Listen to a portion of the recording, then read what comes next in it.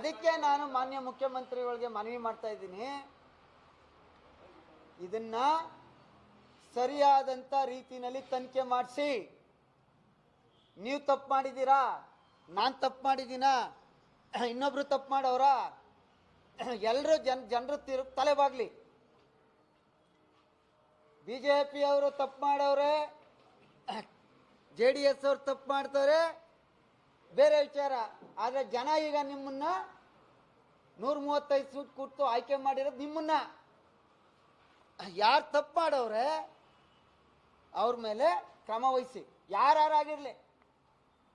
ನಿಜ, ಇದರಲ್ಲಿ ಇನ್ನೊಂದಿದೆ, ನೀವೆಲ್ಲ ಕೇಳ್ತಾ ಇದ್ದೀರಿ. ರೈತ ಯಾರೋ ಇರ್ತಾರೆ, ರೈತ ತಗೊಂಡಿಲ್ಲ, ಕೆಲವರು ರೈತನಿಗೆ ನೇರ ತಲುಪದೆ, ಇನ್ನು ಕೆಲವು ಸೈಟ್ಗಳು ನೇರವಾಗಿ ರೈತನಿಗೆ ತಲುಪಿಲ್ಲ. ಈ 50-50 ಅಂತ ಪ್ರಾರಂಭ ಆಯ್ತಲ್ಲ, ಅಲ್ಲಿಂದ ಇಲ್ಲಿವರೆಗೆ ಯಾರ್ಯಾರ ಜೊತೆ ಫೋನಲ್ಲಿ ಮಾತಾಡಿದ್ದಾರೆ, ಯಾರ್ಯಾರು ಏನೇನು ನಿವೇಶನಗಳು ಅಲಾಟ್ ಆಗಿದೆ, ಯಾರ್ಯಾರು ನೋಂದಾವಣಿ ಆಗಿದೆ, ಯಾರ್ಯಾರು ಅದನ್ನು ಪರ್ಚೇಸ್ ಮಾಡವ್ರೆ, ಇದರಿಂದ ಯಾರವ್ರೆ ಅಂತ ಸರಿಯಾಗಿ ತನಿಖೆ ಮಾಡಿ ಅವ್ರನ್ನೆಲ್ಲ ಒಳಕಾಕಿ.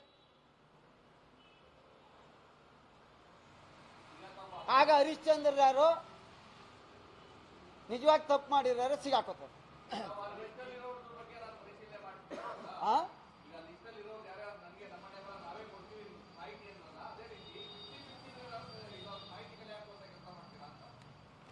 ಸರ್, 38 ವರ್ಷ ಆಯ್ತು, ನನ್ನ ತಲೆ ಒಳಗೆ ಅವೇ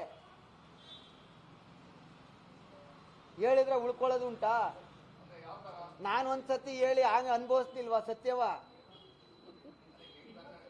ಅಲ್ಲ, ನಾವೊಂದ್ಸತಿ ಸತ್ಯ ಹೇಳಿದಾಗ ಅಯ್ಯೋ ಅಂದ್ರು. ಈಗ ಇನ್ನೂ ಆ ತನಿಖೆ ನಡೀತಲೆ, ಅದೊಂದಿದೆ, ಇನ್ನೊಂದು ವಾರ.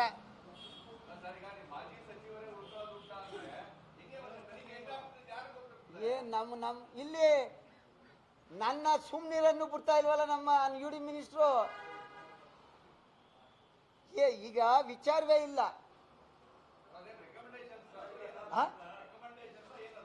ಅವ್ರು ಏನು ಹೇಳೋರು ನೆನ್ನೆ ಹೇಳವ್ರೆ, ಕೇಳಿದೆ, ವಿಡಿಯೋನು ಅವ್ರ ಕೈಲೇ ತರಿಸ್ಕೊಂಡೆ, ಆಡಿಯೋ ವಿತ್ ವಿಡಿಯೋನ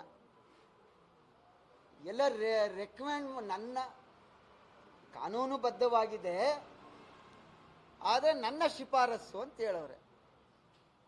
ನನ್ನ ಭೂಮಿಗೆ ನಾನೇ ಯಾಕೆ ಶಿಫಾರಸ್ಸು ಮಾಡ್ಕೋಬೇಕು? ಆಮೇಲೆ 50-50 ಯಾಕೆ ಬರ್ತದೆ ಇದು? ಈ ಛತ್ರ ಇರೋ ಜಾಗ 50-50 ಕೊಟ್ಬಿಟ್ಟು 11,000 ಇಸ್ಕೊಳ್ಳೋಣ